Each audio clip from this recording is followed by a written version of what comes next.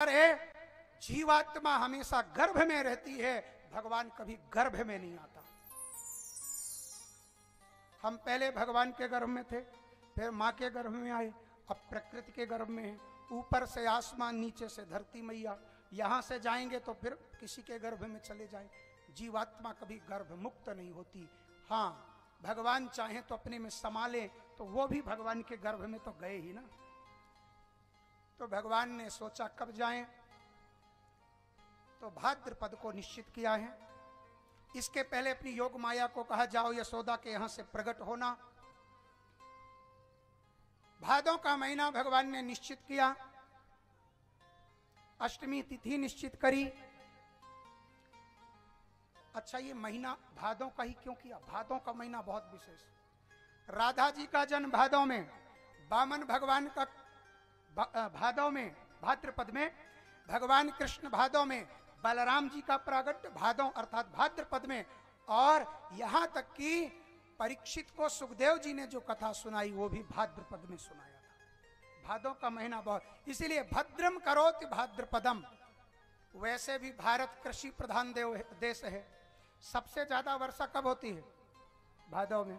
और जितनी ज्यादा वर्षा होवे भादों में, उतना ज्यादा अनाज होवे, और जितना ज्यादा अनाज होवे तो हम सब खुशहाल होवे।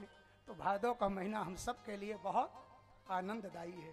भगवान ने कहा मैं आनंद देने जा रहा हूं भाद्रपद की तरह, तो भादों में जाऊंगा। अब 30 दिन है, किस में जाऊं? तो भगवान ने सोचा हम इस बार कृष्ण बनकर जा रहे हैं, इसलिए कृष्ण पक्ष में जाऊंगा। फिर भगवान ने सोचा कृष्ण पक्ष में 15 तिथि है, किस तिथि में जाऊं? तो एक तरफ दुष्ट हैं, एक तरफ भक्त हैं, उनके बीच में जा रहा हूं। तो भगवान ने बीच की तिथि निश्चित करी, अष्टमी। 7 दिन निकल गए, 7 दिन बचे हैं। हाँ, इसके बाद भगवान ने कहा अब अष्टमी तो आ गई, दिन कौन सा हो? तो बोले बुधवार। बुधवार भी मध्य है, रवि सोम मंगल निकल गया, बुध के बाद गुरु शुक्र और शनि 3 दिन आएगा, ये मध्य का दिन है बुधवार। भगवान ने सोचा 27 नक्षत्र हैं, किस नक्षत्र में जाएं? तो भगवान ने रोहिणी नक्षत्र ग्रहण किया। रोहिणी उनकी मां का नाम भी है, जिससे बलराम प्रकट हुए। भगवान ने सोचा जब कभी मैया रोहिणी उलाहना देगी, कृष्ण बलराम को मेरे गर्भ में भेज दिया और खुद आया है देवकी के गर्भ से, मेरे गर्भ से आ जाते तो क्या होता? तो कम से कम मैया को दिलासा दिलाऊंगा, मैया तेरे गर्भ से नहीं आया तो क्या हुआ, तेरे नाम वाले नक्षत्र में आया हूं। बोलो जैसे तेरे नाम वाले। दिन या रात में? तो बोले राम बनकर आए थे, अभिषेक हुआ था, यहां तो मामा वो तलवार लिए बैठा है, सो रात में। पर रात में 12 घंटे होते हैं, कब जाऊं? तो रात को ठीक 12 बजे। क्यों? क्योंकि अष्टमी को चंद्रमा ठीक 12 बजे ही आसमान में निकलता है। भगवान ने सोचा आसमान में हमारे चंद्रदेव, हमारे कुल पुरुष प्रकट होंगे और यहाँ कृष्ण चंद्र प्रकट होंगे। हैं? तो ठीक 12 बजे भगवान प्रकट हुए। भगवान जैसे प्रकट हुए हैं, देवकी ने स्तुति किया, वसुदेव ने स्तुति किया, बड़े सौभाग्य हैं हमरे, बड़े सौभाग्य हैं हमरे, प्रभु बेटा जो बन आए। हो निर्गुण हो निराकारी, हो निर्गुण हो निराकारी, सगुण बन कर के आ पाए।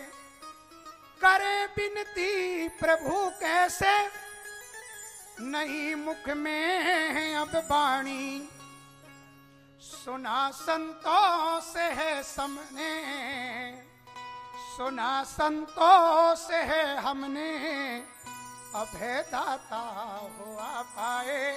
और अंत में मैया देवकी कहती है, मगर एक प्रश्न है मन में, तनिक संकोच से बोलूं, ये बेटे हो या हो बापू, नहीं मूरत समझ पाए। ये बेटे हो या हो बापू, नहीं मूरत समझ पाए। भगवान चतुर्भुजी थे, बाल रूप में हुए। कहा वसुदेव बाबा मुझे लेकर के नंद भवन जाओ, कन्या को लाना और बाकी काम खुद हो जाएगा। भगवान को लेकर चले, ताले स्वयं खुले हैं। कल विस्तृत रूप में कथा होगी बाल लीला की। भगवान नंद भवन में पहुंचे, नंद बाबा को सुनंदा ने बताया। सुबह सुबह पता चला है, रातों रात सब हो गया। कन्या आ गई कंस के कारागार में, कृष्ण चले गए नंद भवन में। सुबह जब सुनंदा ने नंद बाबा को बताया तो नंद भवन में बड़ा उत्सव हो रहा है। न बड़ा उत्सव, सब लोग उत्सव मना रहे हैं। नंद जी के अंगना में बाजे बधैया। आइए हम बधाई गीत तो करेंगे, भगवान की दिव्य छवि भी आएगी। आज की कथा को यहीं विराम लेते हैं।